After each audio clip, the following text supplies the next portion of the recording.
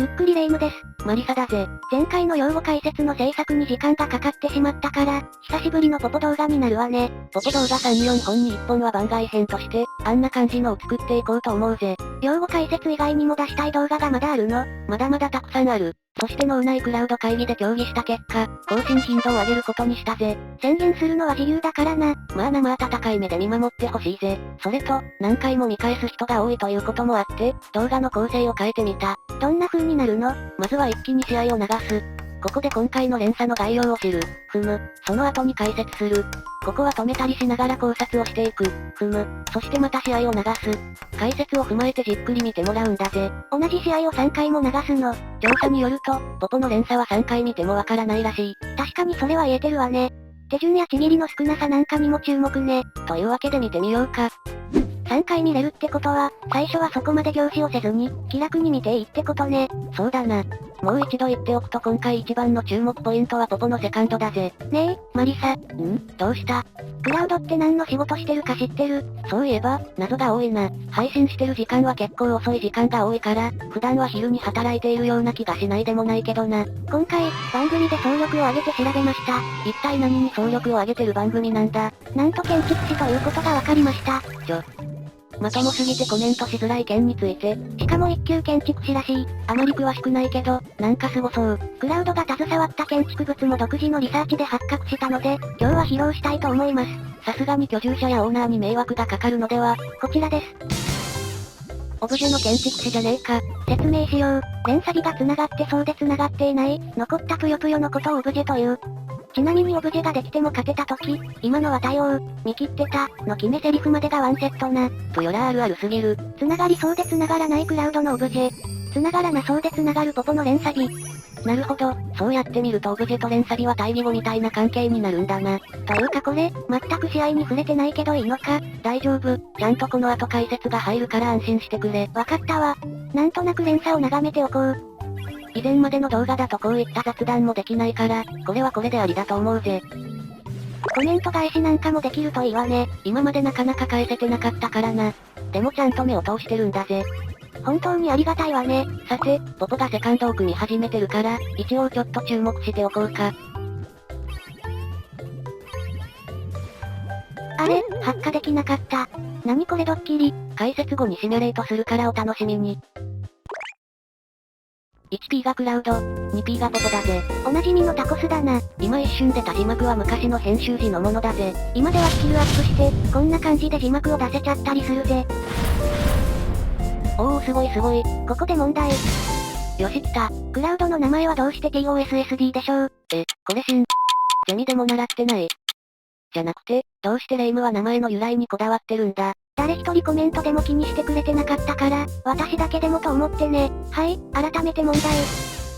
ポポは右折り、左折り。緑発火で本線だから左折りじゃないのか。いやでもちょっと待てよ。あえてここで聞くってことは、ここから青発火しても、赤、青、緑でちゃんと繋がってる。ということは、これは、その通り、これはリバシになってるわね。こいつ、直接脳内に。ファミ聞きください。もう茶番はいいだろう。リバシで右からでも左からでも発火できるんだろう。さすがマリサね。では続きを見てみようかしら。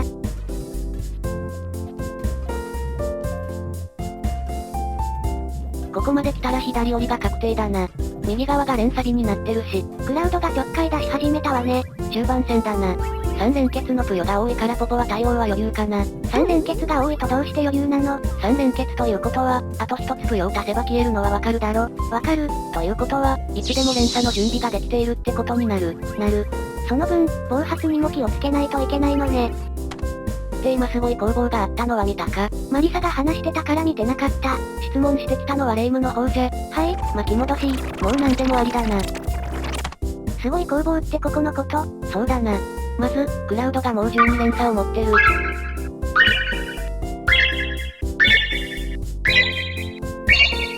うに見えて、暴発している。ということは、中盤戦を仕掛けて整地する必要があるわね。一方、ポポもちょっと本線を繋げにくい。じゃあここで問題。ポポはどうするのが最善って、今回は3択だぜ。どうした、レ夢ム。正解は沈黙。ハンター試験会場でも目指してるのか。弱火でじっくり。今は合言葉は聞いてない。正解は1の中盤に付き合う。だな。お互い聖地を兼ねて中盤戦をしていく必要がある。そして、クラウドがめちゃくちゃうまい中盤をした。まさか、マリサ。クラウドはいくら渡して買収したんだ。いいプレイは認めてあげる主義なんだぜ。この木、青を13段目に置くことで青を飛ばせる。本線に繋がらなくなるのね。ポポもそれを見て対応手を作りに行って、お得意の818か。じゃあ見てみるか。乗ったな。こんな攻防があったのね。そしてお互い聖地をして、さっきよりいい形になったぜ。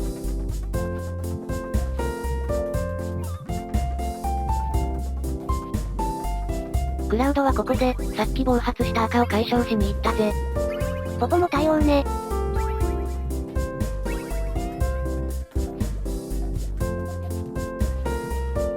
ここの緑、黄色の黄色を下にしただろ。これがもし緑が下だったら本線になっている。ということは、本線に繋がらないように、黄色を下に置いてる。先打ちはやっぱりダメなのね。あ、本当だ。黄色がもし緑だったらその後も連鎖が続いてるわね。ここでクラウドが大きく動いてきたな。さすがにポポも本線発火ね。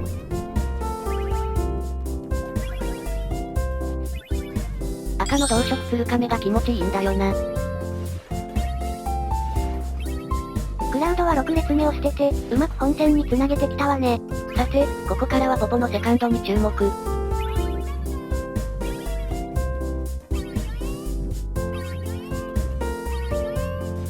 よくわからないわね。赤発火なのかな。あと一手だったんだぜ。というわけで発火させてみるか。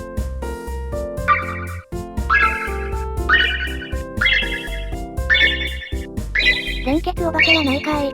気持ちよすぎるからもう一回。連鎖止まらない連鎖。緑10連結、黄色8連結って、わら。さて、今回はこれで終わりだな。一試合をしっかり見れて満足したわ。毎回巻き戻して見てる視聴者の希望が願ったり祈ったり、願ったり叶ったりだろ。そこまで大げさなことではないけどな。結構いろんなプヨラーが出してる講座動画みたいのはやらないの？今のところは、考えていない、というのも、正直、ああいう動画を理解できる人は、すでに身についている人なんだよな。確かに理論上は分かってても実践が難しいのよね。そこへのアプローチが難しいんだよな。そういう動画って作れたりしないの？実は、今とある企画を考えているんだよね。何それ、YouTuber っぽい。この方法、動画だったら上手くなるんじゃないかっていう施策があると言っても過言ではない。めちゃくちゃ期待させるわね。それはいつやってくれるの？この動画が出てから、1ヶ月以内にはやると思う。1ヶ月経っても出なかったら、巨大最速打たれるな。あえて宣言することで、実行に移していくんだぜ。この解説もそうだけど、逃亡シリーズにならないようにしたいわね。この後は、リプレイ動画で今回はおしまいです。ご視聴いただきありがとうございました。チャンネル登録、高評価、よろしくお願いします。本当にいつもありがとうございます。